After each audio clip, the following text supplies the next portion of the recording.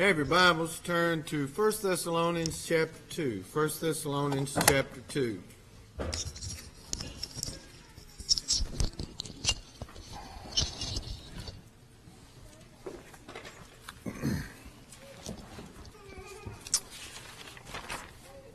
Now I have to tell you that as a preacher, I'm sure Kevin can tell you this, Sunday nights are oftentimes for the preacher the hardest of the two sermons because you just got a different audience. It's just a different approach. It's different. Takes a different way of thinking. And one of the blessings that I've experienced personally from the two services is that I only speak one Sunday night a month, which you wouldn't believe. I mean, you just absolutely would not believe the pressure that takes off of me. But then I get to want to say stuff to you, and it's not my time to preach, and so I guess it's a little mixed blessing there, but it's a tremendous blessing. But one of the things that I've done the last 2 or 3 times I've spoke on Sunday night is to kind of speak to you from the heart more than the text, and that, I think I don't feel like I can do that on Sunday morning. I mean, well, I speak from the heart all the time, but just to open up and share some of my personal thoughts and feelings, and I start out with that tonight.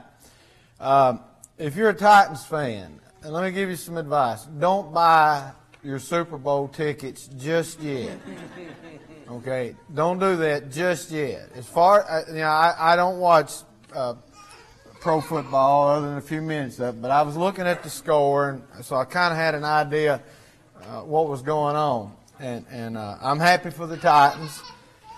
But you can get overexcited about what seems to be progress, and I'm just warning you. Now, what's that got to do with this sermon? Well, if you look on the board over here to your left, those are the numbers for the past 3 Sundays, and as far as I know, we've never done that before in the history of this church. And I'm pretty big on numbers because whether whether it should be that way or not, numbers are tied to job security for preachers. If they go down, obviously you need to change preachers. Is our way of thinking. Now that's something to be excited about. But I'll tell you, I didn't realize, I wasn't sure that the numbers were right last week when I wasn't here. Which kind of hurts my feelings that it goes down when I am here. But anyway, then I'm thinking, well, we'll fall back off. And then we had a tremendous crowd this morning, and it's just really exciting. But the logical me knows that it's something to be excited about, but that doesn't really mean we're showing progress. So I'll be blunt here and tell you what goes through my mind in this discussion of 1 or 2 services. I've had a couple of people ask me what my opinion is, and my opinion is I don't know the answer. That's my honest opinion. And whatever the elders decide, unless they fire me, I'm going to be here 1 or 2 services, and we'll just make it work whatever we do. That's my honest opinion. I go both ways. I understand the need for 2 services. Also, the selfish side of me really is it gets excited about seeing a full house. But the reality is if we have everybody in one service and we have one of those down Sundays, I'm still going to go home and mope because we didn't have a full house. That's the way it works. What's those things called in the Harry Potter show where they suck the soul out of you? The Dementors. That's an empty pew is a Dementor for a preacher. It sucks all the joy out of his life and sucks his soul out. So believe me, whenever I look out and there's empty pews around, it really tears me up. But anyway, we knock things around and we put out the number that in the last 2 years and then counting this year, and we can't really count this year or write it off yet because we don't know what's going to happen. But we've plateaued, and that is frustrating. And look, I'm not trying to get you excited or cause you alarm. whenever we plateau, there's nobody more dissatisfied with it than I am. And I start thinking, well, is it time for me move on? Now, don't get excited. I hadn't decided that. And don't be alarmed. The elders hadn't decided that, okay? But I do start thinking about things like that because I always want what's best for the church. Now, folks, if I do something dumb and get fired, I got to live with Leanne for the rest of my life. She doesn't want to move, and I don't want to move. And so she's pulling for us to do good at this church and keep moving forward. But we've plateaued, and that's unnerving. And not just about me moving, but that's unnerving and should cause some dissatisfaction and us to look at what we should do differently. But I got to thinking, because I am kind of a numbers guy, it hadn't been too long ago that we were stuck below 250. And that apparently is one of the hardest growth barriers to break. And we were discussing, until we were sick of discussing, how do we ever bump past that 250? Now, it's been a while, so some of you won't even remember that discussion. But we broke that. Now, have we run past it, or whatever the correct grammar is? Have we flown by that and just really exceeded that? No, we're stuck. I think the number is 269.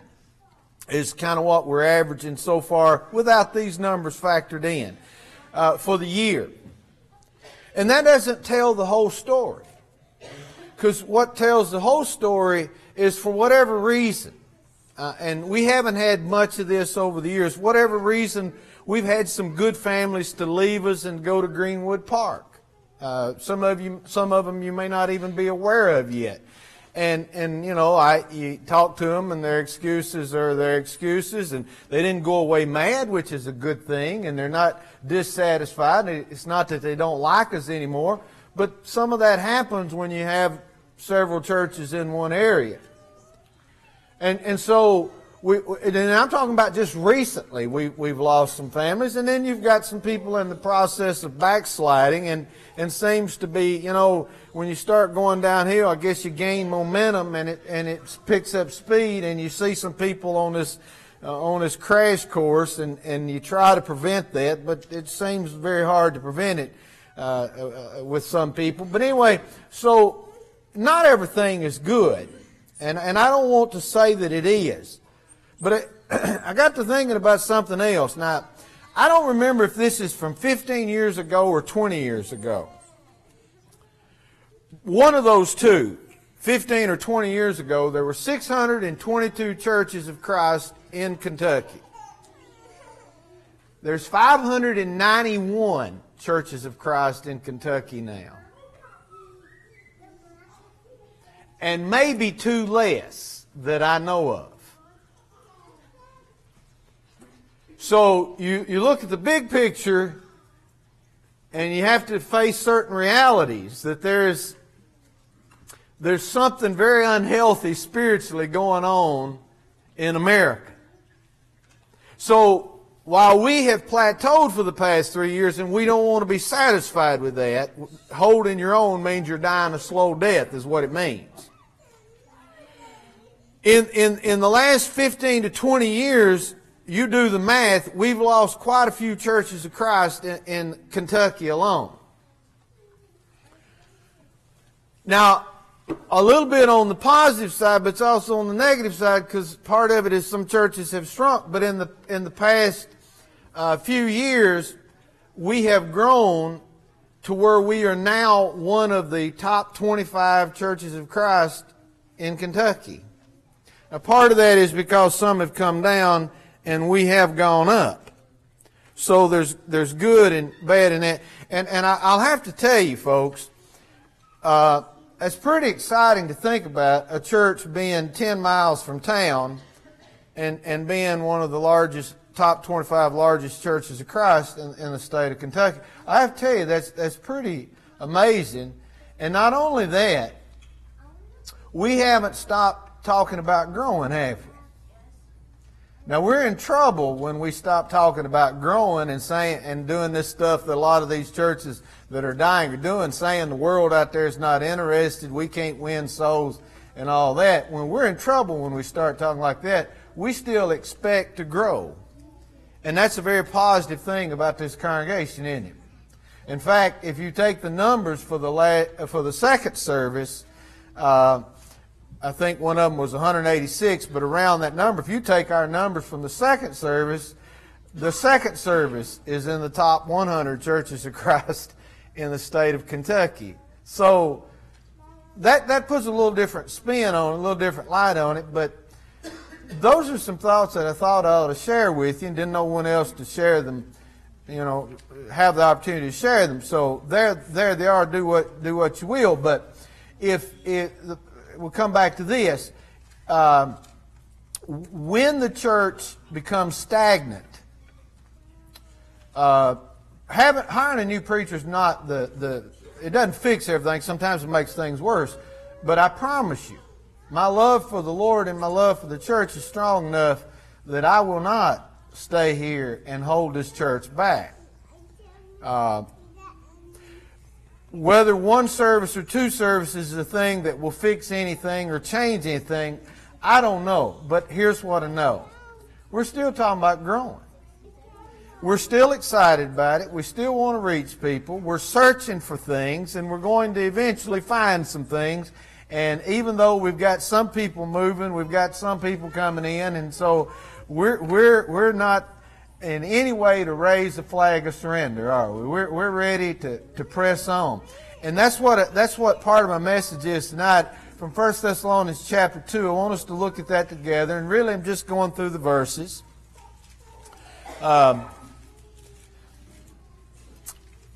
Again, I don't even like to make points, but point number one, I like to speak truth, but I'm not really worried about having 3 points and a poem and a song. Anyway, which is nothing wrong with that method either.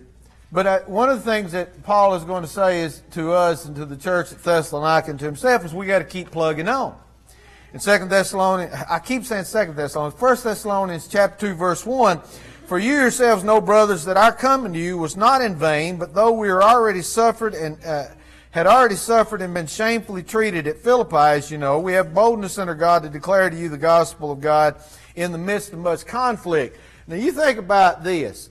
The Apostle Paul gets thrown in prison. He ends up having to leave town in Philippi. He goes to Thessalonica, and they want to kill him there, and they run him out of town. But even in the face of opposition, he kept sharing the gospel, and good came from it. And that's a mindset that you and I have to have. Listen, we're not facing physical persecution in this country, and I don't know that we ever will in any of our lifetime. I hope not. But obviously we're up against something. We're fighting this spiritual warfare, and there's some forces out there that I don't altogether understand or know how to fight against, at least to win people over to the gospel, if you understand what I'm saying there. Part of it is we're a materialistic society, and we're all about the stuff. And if people get enough stuff, they don't think they need God. We're battling that. In fact, you battle that with church people, unfortunately. I mean, it's just amazing to me at how much money, or at least how much credit some people have because of the stuff that people are buying. You know, I'm told, and I don't know this as a fact, but I'm told that four-wheelers are now no longer, you can buy them for a whole lot less than what they're supposed to be worth, because people are no longer satisfied with these four-wheelers. They now want razors. Now, I'm not even really sure what a razor is, although I saw about 25 of them coming back from Alabama last weekend being put. I just don't understand this, folks. We live in a society where people buy $50,000 trucks, $5,000 trailers, $10,000 toys to put on the back of them to play with a little while on the weekend. Now, to me, that says we either got more money than we need or we don't have good sense. One of the two. And all these toys that people are buying, folks, the only time apparently a boat motor or a razor motor will run on Sunday.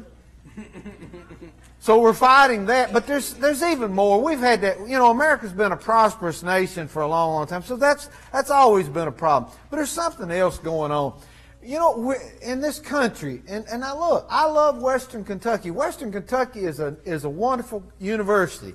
And it's got all these good people that work in it, and it's got a whole bunch of church-going people in it. It's got a whole bunch of church-going people in the leadership. It's got a whole bunch of church-going people on the board of directors. And yet, you go up there, and Tice was telling me this, they have this nice little room, especially set aside, especially for the Muslims to have a prayer room. Now, if you were to go as a Christian organization now and say, we want not a classroom, we want our own special little nook, and we don't even need a compass point in it because we believe you can pray in any direction and God will hear, but we want a special little room. You know what you'd probably hear?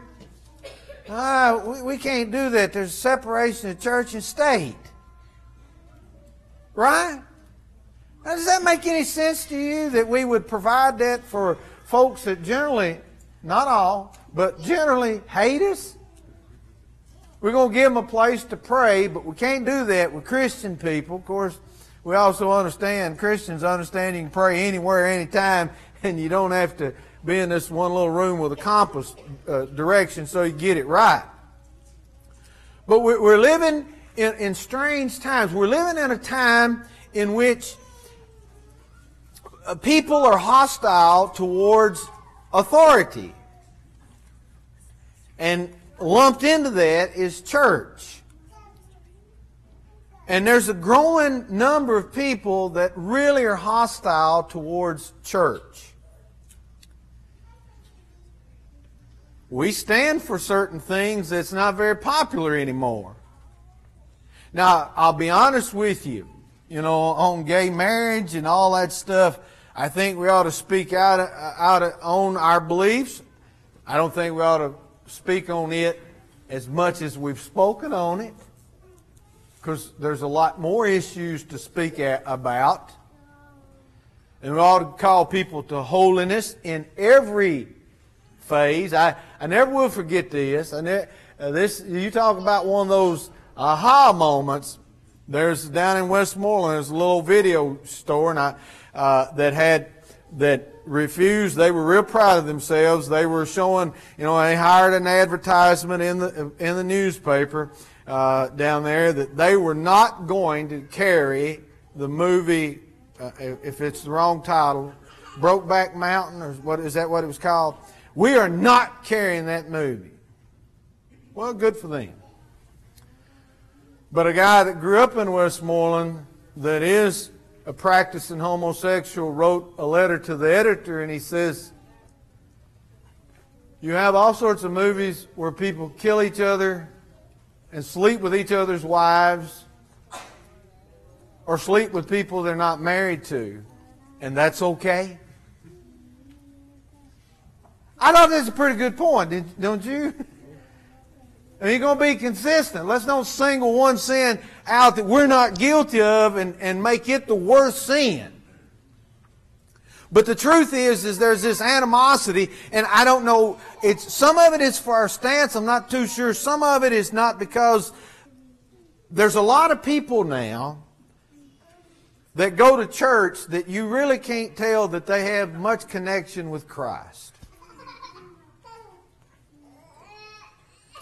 Which is a sad thing to me. Now, I'm not saying that about anybody here, but folks, we all know that there's folks that go out and party and get drunk on Saturday night and then participate in worship on Sunday morning in a whole bunch of places. So, maybe the world is inconsistent. Whatever it is, we're living in a time. Go do some research on your own. I know Kevin has been reading some articles on this. Go do some studies on your own. It doesn't take long now with the internet. And look at how churches are growing or declining in this country. We're fighting a tough fight. I don't know why so much. I'm trying to figure that out. or at least trying to figure out how to do things where we are reaching people. But it's a tough fight. There are a lot of denominations that are on the decline. Southern Baptist, as big as they are, on decline. The Catholic Church. Folks, think about this. The Catholic Church, with all of these illegal immigrants coming in, millions and millions of them. What are we, the second or third largest Spanish-speaking country in the world now? I mean, just millions and millions of them coming in, most of them with Catholic background. And the Catholic Church, with all of these millions of new members, still have only grown less than 0.5%. There's this thing about church growth experts say that we need to plant so many thousand churches, and they're talking about Christendom at large, need to plant so many thousand churches a year. We're not planting a tenth of the churches they think we need to plant, plus we're losing in this country 8 churches a day. So the fact that we've plateaued, we're not satisfied with it, but let's understand what we're up against. And the only way we can do things and progress, the only way we can progress is we do like Paul. When we face whatever opposition it is, we just got to keep on working. Keep on praying, keep on sharing the gospel, and some good things can still happen. Now, the second part is our method should always be pure. Verse 3 and 4, but our appeal does not spring from error or impurity or any attempt to deceive. But we ought to just lay it out there with people. We ought to say, look, we're here because we love Jesus and we want you to love Jesus. We're here to try to get you to come to our church. We don't need to be deceptive or try to trick people in any way, form, or fashion. We ought to be open and honest with what we're about. Paul says, but just as we've been approved by God to be entrusted with the gospel, so we speak, not to please man, but to please God who tests our hearts. So our methods, and I can elaborate on that, but I'm not going to. I'll do that maybe some other time. But verses 5 going down through verse 9, the point, if you were to be taking notes, is one thing that beside not only we should keep plugging along. Point 1. Point 2, our method should always be pure, not filled with any deceit at all. Point number 3 is we really always have got to strive to treat each other right.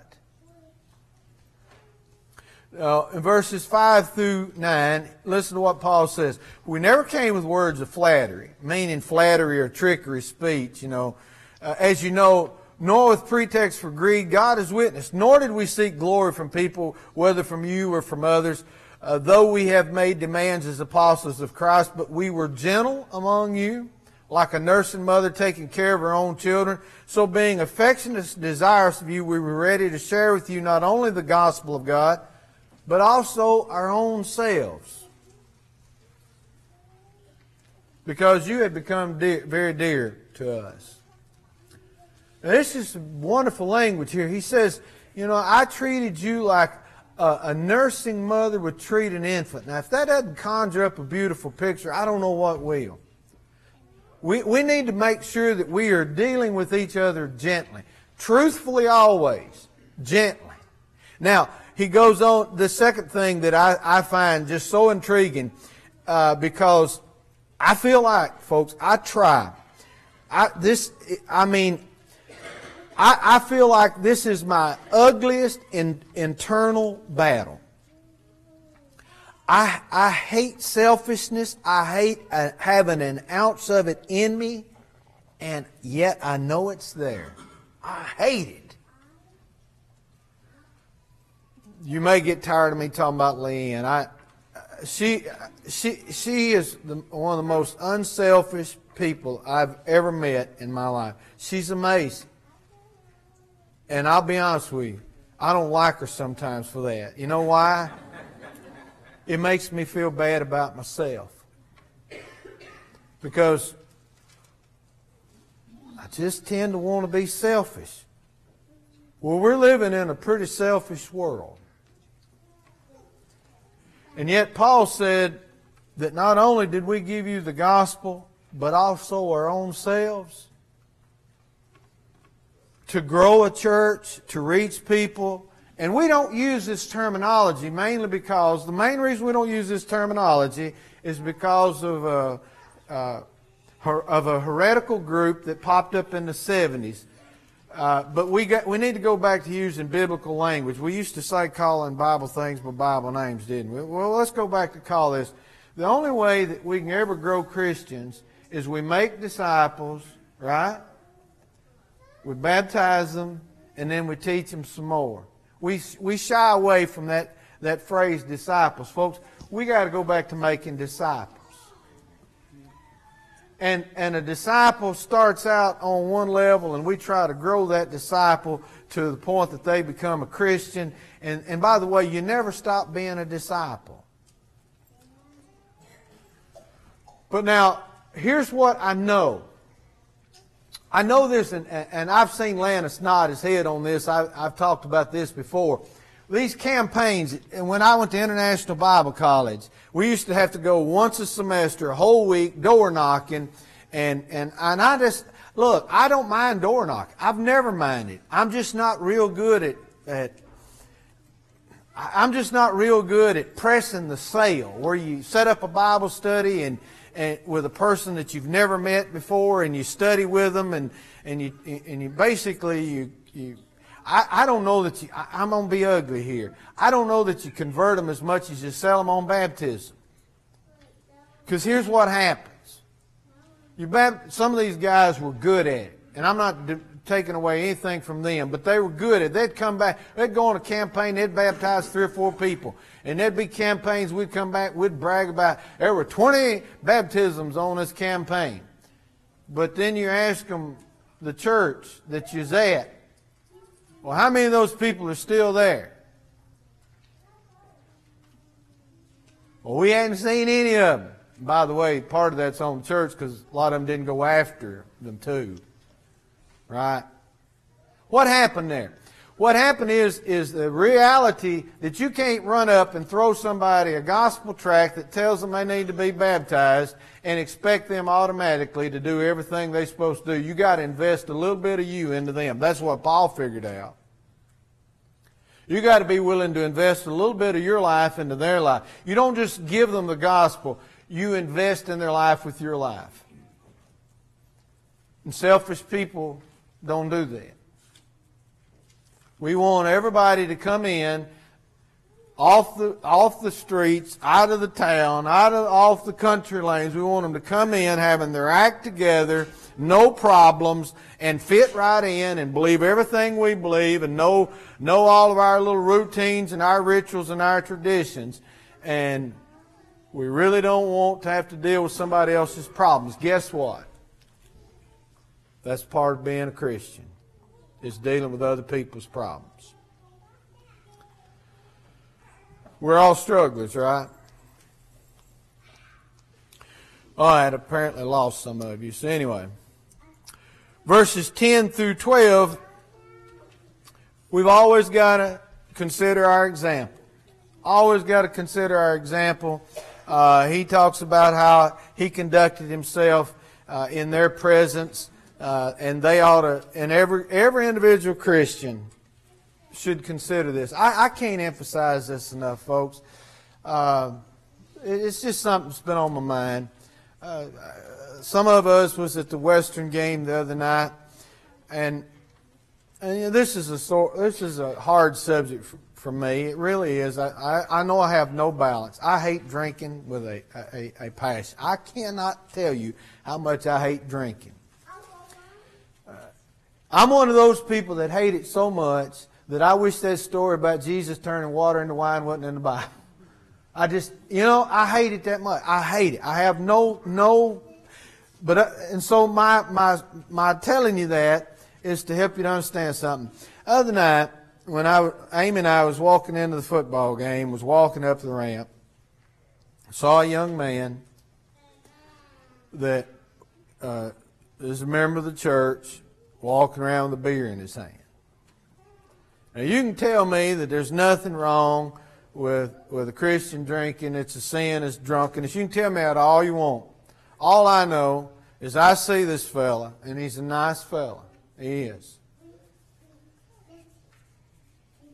But I'm looking at him, and I'm not staring. I'm not judgmental. I speak. I'm kind to him. But as I'm walking on up to my seat, I'm thinking, okay, he may see this as harmless, but he comes from a family that's had drug problems. I reckon every male in the family's had drug problems. I believe I could do without a beer if I was wanting to help my brothers or my family not be in stuff that's addictive. Don't you? I don't think you have to parade stuff like that around. Even if you think it's wrong or not wrong, you ought to consider your example.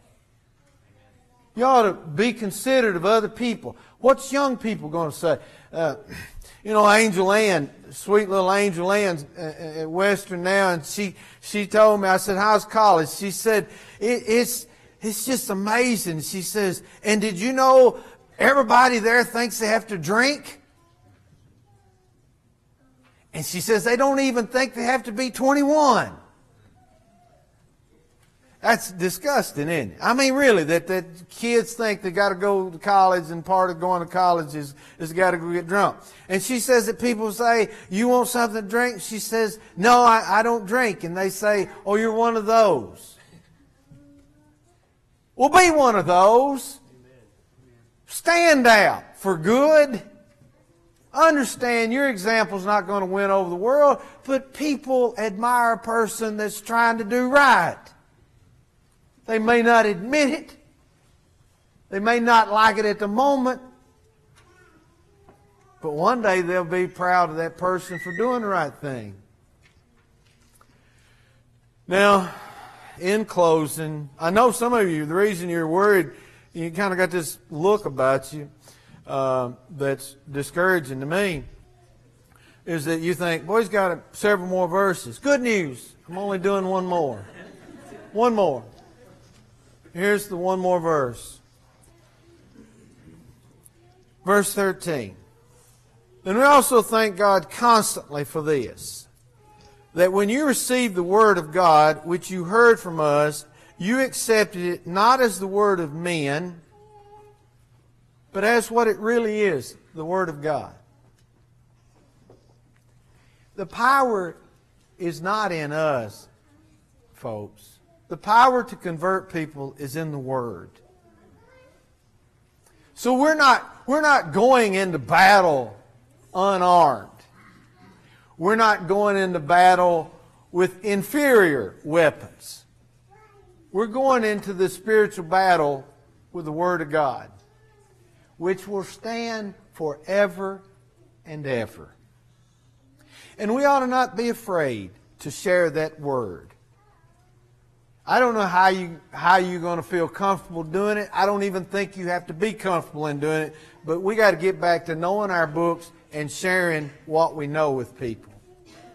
And the Word of God is what touches people's hearts. And so let's go back to using the Word and understand that. I wanted to illustrate this and I had this wonderful illustration. I'm not really good at illustrating stuff.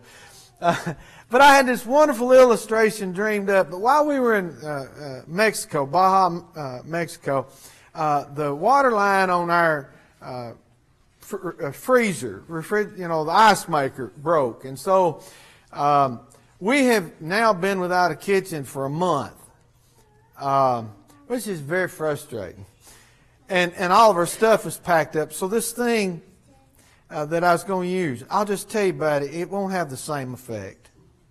But it was such a good illustration. I gotta use it. You know, when you go to Mexico, one of the benefits of going is you can buy vanilla cheap, right? Wendy, do you still have your bottle from when your son? Huh? It's almost out. Now, how long have you had it? Yeah, that's right. So we go down there and we save money. We buy a bottle of vanilla that lasts us 5 years. We have 2 bottles. We hadn't used up our first one, and we got us a new one because it's cheap. I love vanilla. Man, I love the smell of it. The fact that we've still got our first bottle says my wife hadn't cooked enough desserts with vanilla in it.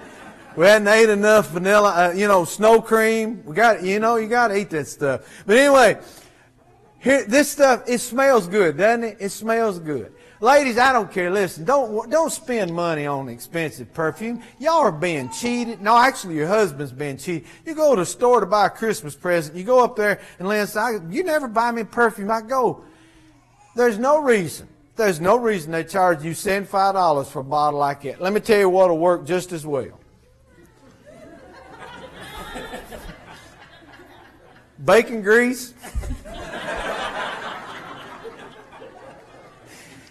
And just put some vanilla on. You smell so good. Well, here's the thing about it. It's a powerful force, isn't it? You take the top off, and the smell just go. It's such a beautiful smell. But you got to take the top off, right? We've kept the gospel to ourselves too long. Let's take the top off. Let's take it out of the building. Let's spread this aroma of Christ, to use Paul's language in 2 Corinthians. Let's spread the aroma of Christ.